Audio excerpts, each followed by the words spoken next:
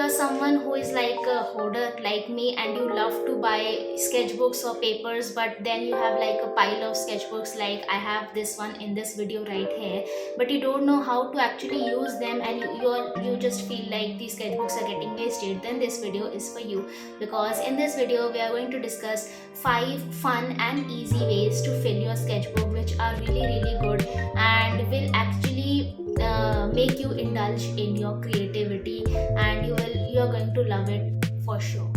So the first and the most interesting way to fill your sketchbook is to practice calligraphy. Trust me, I have filled so many sketchbooks with practicing calligraphy in my early days in 2019 and 2020. So calligraphy is an art form of writing letters beautifully, and you can choose any style or script or any supply of calligraphy. Like for example, you can use brush calligraphy, pointed pen, wide edge calligraphy, or you can also choose modern or traditional calligraphy. You can choose scripts like Devanagari, copper plate, Spencerian, Gothic calligraphy, anything that you like.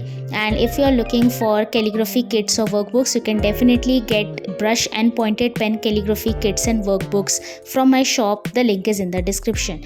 And there are many videos on calligraphy on my YouTube channel as well.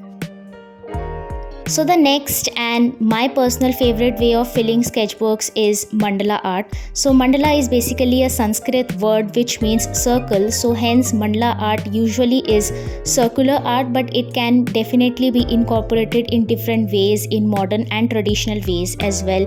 You can check out a lot of mandala tutorials on my YouTube channel, in which I have discussed the step-by-step procedure to draw a mandala, to draw a grid. And you can also get my mandala workbook and mandala kit as shown in this last clip, which has all the details and all the step-by-step procedure to draw a mandala.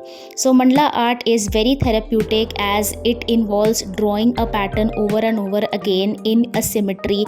So it enhances your focus and your concentration powers, and it is really satisfying to draw and to learn mandala art. So you can definitely go for it, and trust me, it is not as difficult as it might seem.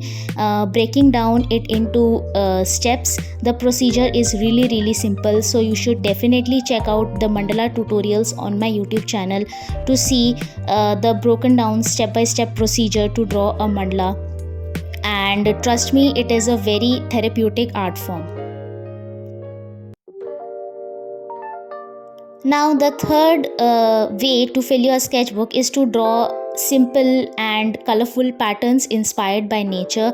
So these 3 patterns are clips from my art therapy episode, so you should definitely check out those videos on my YouTube channel as well.